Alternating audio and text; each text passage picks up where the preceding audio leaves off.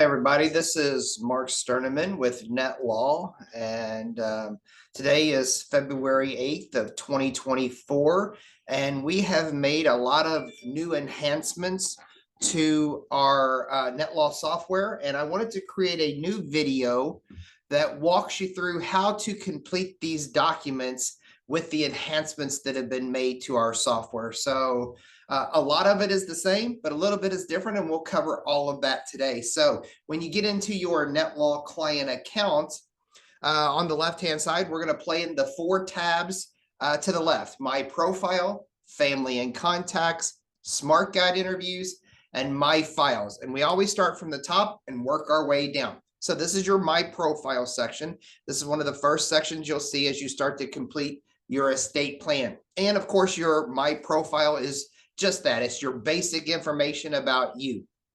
And as you can see, I already have this pre-populated with my demo account. You can see first and last name. Very important to fill in the full legal name here, because if you don't, it'll cause a little bit of issues when you try to add yourself to your spouse's document. So make sure that all fields are completely filled in, male or female, birthday. We hit next, and it takes you to where do you live, right? So here's the address of where you live. Down here, very important, the state of residence. This is going to tell the software what state you live in so that it can pull up your state-specific documents. Great thing is, if you ever need to come back and change it later, maybe you move to a different state, here's where you come. So if you move from Dallas, Texas, and maybe you'll move to, I don't know, Baltimore, Maryland, you just come back here, change your address, and the system will update to the new state-specific documents for you. And then if we ever need to mail you anything, are we just going to mail it to your residential address? Yes or no?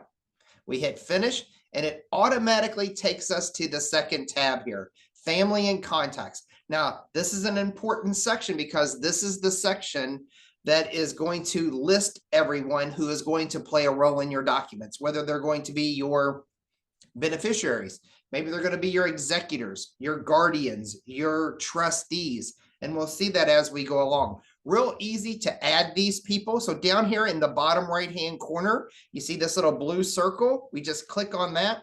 And then as you can see, it pops up. You can name your spouse here, your children, your parents, or others. Others could be brothers and sisters, family, friends, cousins, nephews, anyone like that. Let me show you real quick just how easy it is to add these people. Of course, we're going to list their full legal name. So I'll list Chris Knight, a male, his birthday,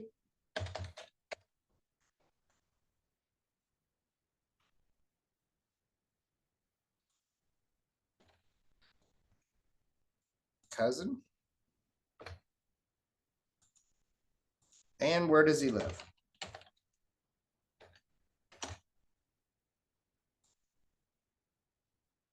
And we hit finish. The system generates his name, and here he is. So again, for everyone that is going to play in a row in our documents, they need to be listed here. Then we go to the third guide over here on the left-hand side, the third tab, Smart Guide. This is where we're going to create our documents. And over here, still on the left-hand side, we're going to click Last Will plus Living Trust. We're going to create our will and our trust document at the same exact time. Remember, one plan covers both spouses, and the check mark just allows you to create that person's document. So check marks on me. So I'm going to go ahead and create my documents. In the very beginning, this will say Start. But as you come back, of course, it'll say Edit. And then it's going to pull up all of my documents so that I can create them. And the first screen that's going to pop up is now in all 50 states, you can do a revocable joint trust. That means one spouse, or I'm sorry, both spouses can complete one trust. And here it's just simply asked me, do I want to create a joint trust with my spouse? If you click yes, that means all of the assets that both of you have as individuals or as a married couple will be transferred into one trust. Now, if you don't want to do a joint trust, you simply hit no, and both spouses will be able to create their trust separately. But here in the joint trust, if you click yes, you get to name your trust document. And I can just put the Mark and Donna Sterneman Revocable Living Trust. So I get to name that, and we hit next. So now that our trust is named, let's start going in and completing all of these documents. One key thing to remember is over here on the right-hand side are the frequently asked questions. This is kind of just explaining to you why we're filling this out and just key points of what an executor does and why they're so important. And we click on the drop-down box. And from this tab, we can pick one or more people to be the executors of our trust. Remember, your executors are going to be the people who are going to handle everything when you pass away. So I'm going to name my spouse as my executor. The key thing to remember is you can name multiple people here, but on the next page, we always have successors. Your successors are your backups. If the person that you named in the previous screen can't do it anymore, then you always have the backup, right? And we have 4 options on our backups. Multiple people serving together. That means they all have to agree, or there's a majority. Or you could do multiple people, but each serving one after the other. So the first person that you name is it, then the second person, then the third person. Or you could simply name one successor or no successors. Here, I'll just pick one, and I'll pick Ashley.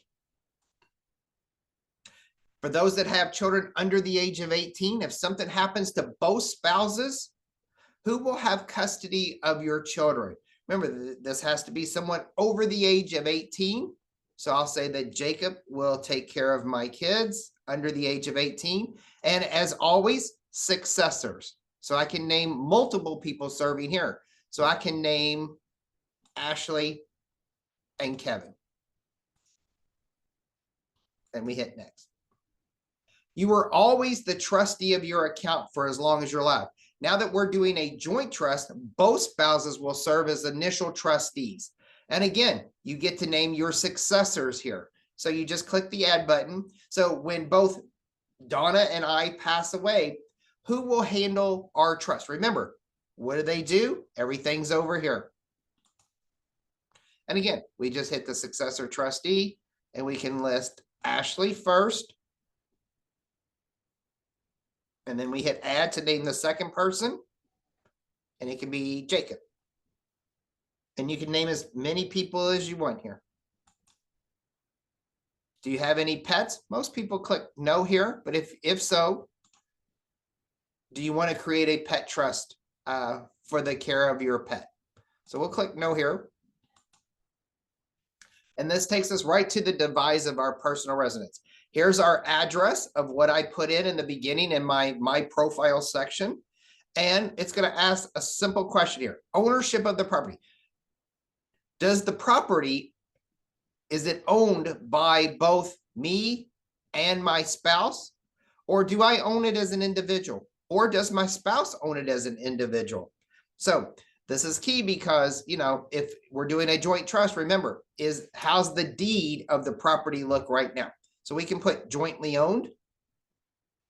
And then replacement property simply means that if you ever move, do you want the new property to replace the old property? And we can do that. And then down here, we're going to list the beneficiaries. Who's going to receive our property when we pass away? Now remember, this is both owned by me and Donna. So this means that if I pass away, it's still her property. If she passes away, it's still my property. But down here, when both of us pass, who's going to be the beneficiary, or I'm sorry, the beneficiary of our property? And we can just list Ashley at 100%. I could list 50% here and go back and name another person. And here, let's do that. So if Ashley was going to get it all, 100%. I could list Ashley only getting 50%. And then go back and add another person because it has to be 100%, right? You need to give 100% of your house away. So I'll give that to Bobby at 50%. And then we just click next. Do I own other real estate? Yes. If you do, great. We click add here and we can just put 100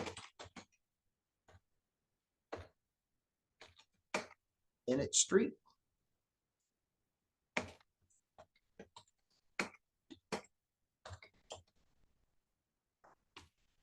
And maybe I just own this one myself. Now, when you click owned by a single person, then we have a decision to make, the effective date. And what this means is, when will this property pass to my beneficiaries? Now, at my death, regardless of whether Donna is living or not, if I'm giving this property to my daughter, my son, anyone else besides my spouse, then I would want to click this button. Or if the property is going to stay in Donna's name first, my spouse, right? At my death, only if Donna does not survive me. That means she passed before me. But if not, I want her to have this, right? So we'll say this one. And then the beneficiary will click. And I think it's cool that we can even give it to a charity. Maybe if there is no one to give it to, we could give it to someone, they could sell it for the proceeds. And so with us having that, with me having the second house that's owned by me, I can click this button down here at Mark's death, only if Donna does not survive it. So that means Donna gets the house if I pass away. But if she predeceases me, then I could choose Ashley or anyone else from the list, right? And then we name 100%. Specific bequest. Now, this is because we're doing a joint trust. This is where we will add all of the assets that we have from both spouses. So both spouses will list their assets here. And this is any asset that we are giving away. So again, we could choose individual, a beneficiary's name. Is it a dollar amount or an item? Maybe we give an item away. Maybe we could put like the 2020 Lexus. And then owned jointly by me and Donna. And if we wanted to add something else, we could add to an individual. And let's say Kevin. And we could do a dollar amount. And we enter it in whole numbers. $20,000. And that's owned by me out of my personal bank account. And he would get this regardless if Donna is alive or not. And so on and so on and so on. And then the next page is your disposition of residuary asset. Your residuaries is everything that you didn't list in your specific bequest section. How do we want those distributed? All to my children, or I could name another person. Of course, I want everything to go to my children. Here's where if we ever want to omit any children, we can do that here. And a descendants trust. This is for the parents that have underage children. If the underage children turn 18, then they will receive their full inheritance. But with the descendants trust, this is where we can spread that amount, their inheritance, out over time. And we have 4 options.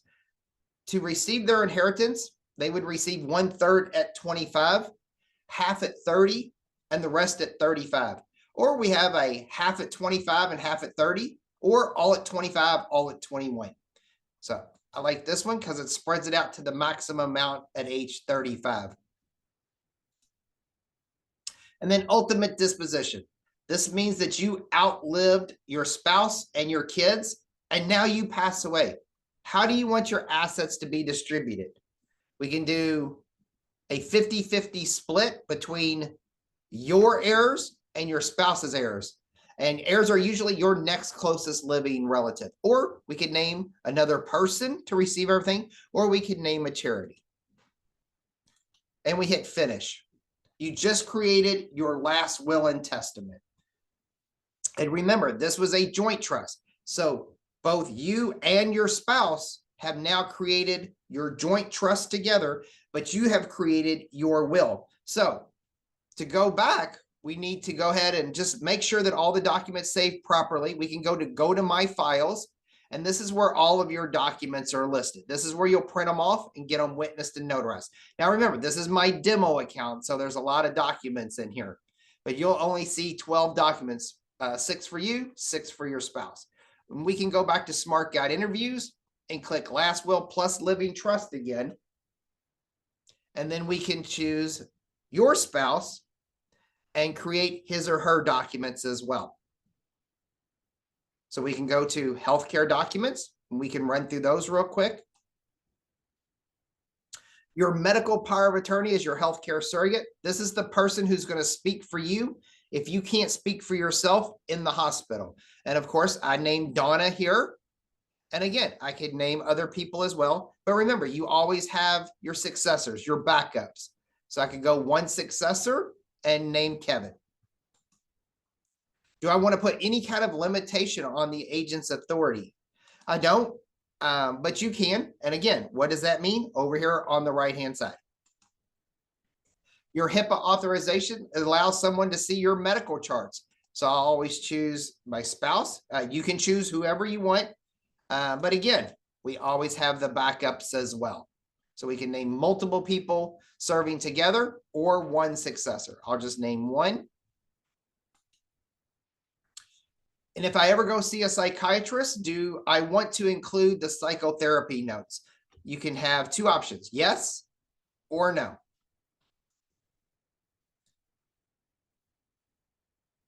Disposition of body upon death. Do you want to give any body parts to science? You can, for any lawful purposes, or you can do so as long as there's not a cost to the family or the estate, or no, I don't want to give any body parts.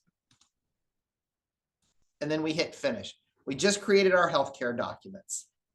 Now, in some states, now I did this for Texas, in some states, there may be a lot more health care questions. So just answer those accordingly. And then the last document that we're going to create is our power of attorney. I love this one because it's only 2 questions. The first question is going to pull up, who do you want to be your financial power of attorney? Who's going to handle your finances for you if you're unable to? And I'm going to pick Donna. And then successors, I could have multiple people doing that. So I could add Ashley and Jacob. Really, really easy. And again, once are all those done, we go to My Files, follow the dates over here, because you can see these are old documents. Here's the ones that I did this morning. You can see by the timetables, right? So anything that has an old date, you can delete and get rid of if you've created your documents all over again. The great thing is down here in your My Files section is a storage area as well. So we can click this blue button down here in the bottom right-hand corner, and we can actually create a folder like I did up here. And then I can upload these files to my folder.